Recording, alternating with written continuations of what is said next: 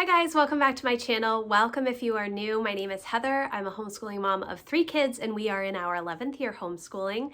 Today I am going to be talking all about NaNoWriMo and how we use that for our ELA for the month of November. So let's get started. If you do not know what NaNoWriMo is, that's okay. It stands for National Novel Writing Month, and that is basically where you write every day in the month of November and end up with a novel. Now, NaNoWriMo is something that started many, many years ago, and it was primarily for adults to write a novel. And the goal was to write 50,000 words in the month of November, really first draft type of stuff, not anything polished or final or anything. It was really just to get you into writing a novel. And so I started doing this myself many, many years ago because I really enjoy writing, but I'm not great at fiction writing.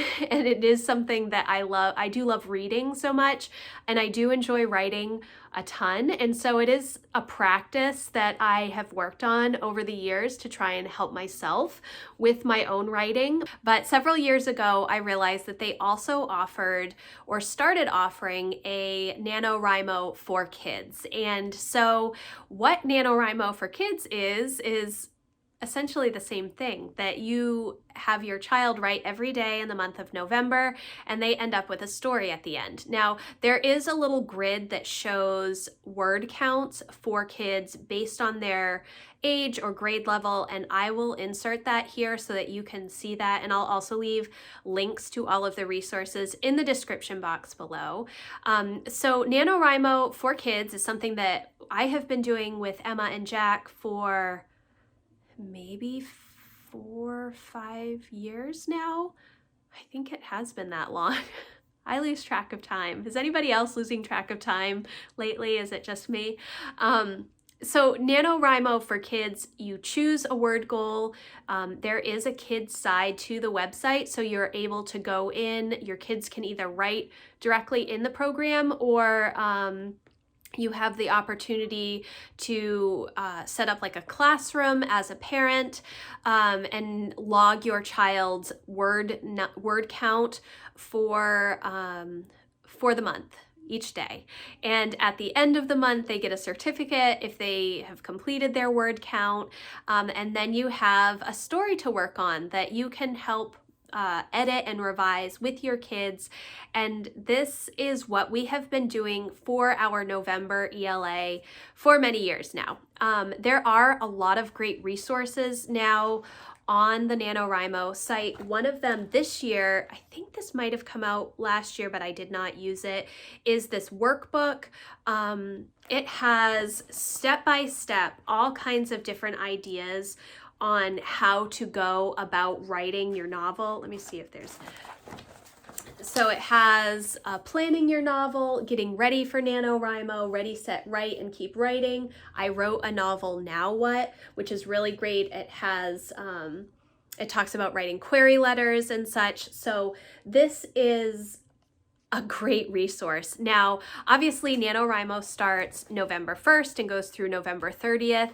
And so this, I believe, is mainly to use the month prior or the 6 weeks prior to NaNoWriMo to help plan out what your kids are going to do. This is the middle school version. Also, there is an elementary school version, but I don't have that for Lucy. We are in the jot it down phase for Lucy, so she will just tell me what she wants to write and we will write it. I will write it together with her. But I think that if you are a beginner, and you have not done any long form fiction writing with your kids, this is a really great option to use during NaNoWriMo. We choose our word count, and then we do brainstorm a little bit before November usually. So I'm filming this at the end of October, and I'm making idea lists with my kids to sort of help them have some ideas. NaNoWriMo originally was no prep, just start November 1st, but it has gone to much more prep beforehand. But we still kind of do the same thing where we just sort of go with the flow and try our best. But this gives my kids an opportunity to deep dive on something that they're interested in writing on their own. I don't check their writing. They just really check in with me on their word count, and then if they have questions or need help with words, or if they get stuck on something, then I will help. But it is not something where I take out a red pen and start going through what they write each day. That's not the purpose of this. The purpose of this is to really let them develop their writing voice and to give them a chance to write something that they want to write on their own.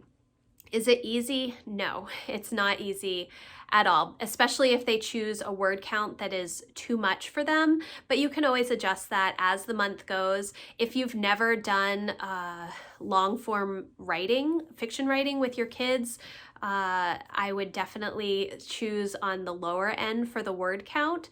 And you know, the word count, that's just a guide. So if you know that 6,000 words is way too much for your 6th, 7th grader, choose 3,000 words, and it's totally fine. And then what you do is you just divide that by 30 days, and that is your goal each day for your word count.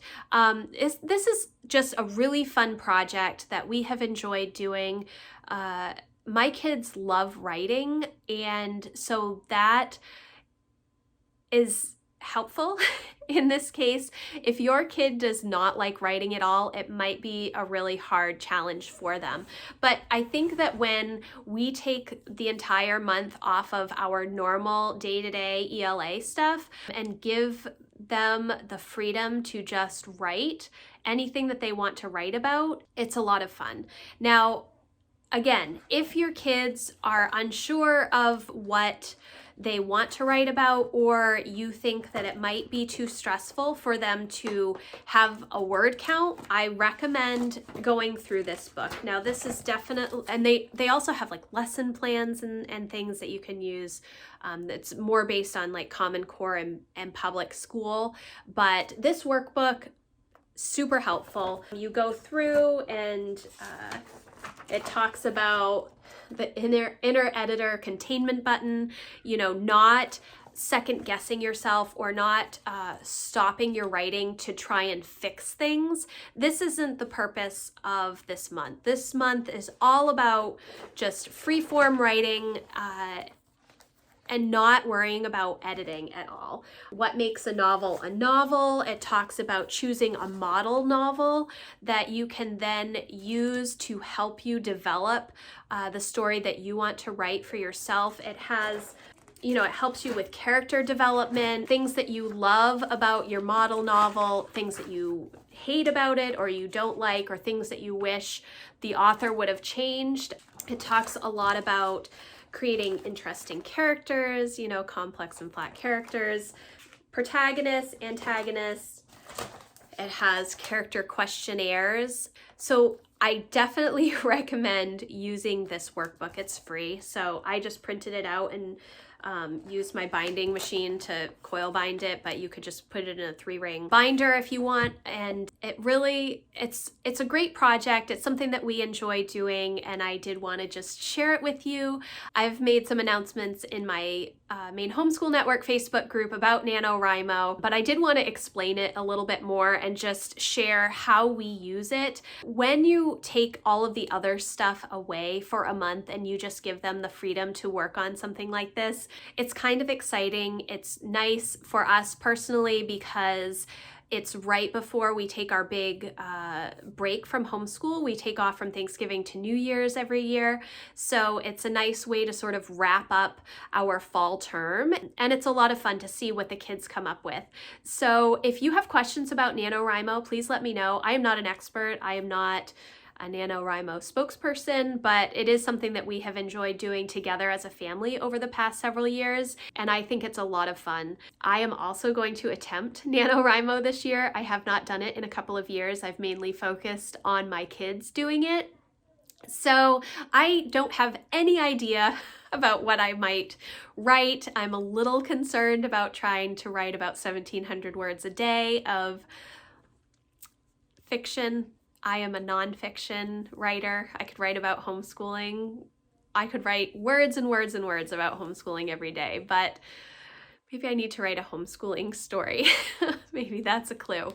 But if you're interested in NaNoWriMo, I will leave all of the information in the description box. If you participate in NaNoWriMo, I would love to hear about that. I think that there is a contest that your kids can enter. They can submit their story for, I don't know if it's review, like a peer review or something, or if there's just like a contest to see whose story can get published. I'm not sure, but there is some sort of contest associated with the kids' NaNoWriMo, and it's just a lot of fun. I think that it gives your kids a chance to really explore their writing voice, and that is always a good thing in my book. So again, thank you guys so much for watching. I hope that you enjoyed this video. If you did, please give it a thumbs up, and I will see you in the next video. Thanks, guys. Bye.